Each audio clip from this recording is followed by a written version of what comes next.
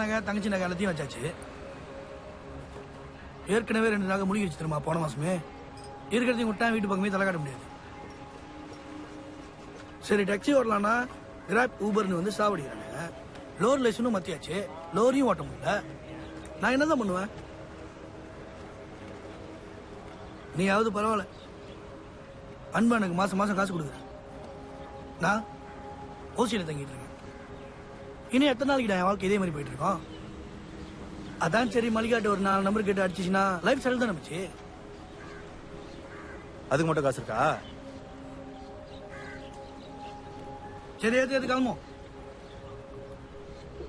அர்ரா நான் வரல, நீ கிளம்பு. டேய் என்ன பிரச்சனை உனக்கு? நேற்று மல்லிகா அவன் கனவுல வந்தான்னு சொன்னல, வந்து என்ன பண்ண?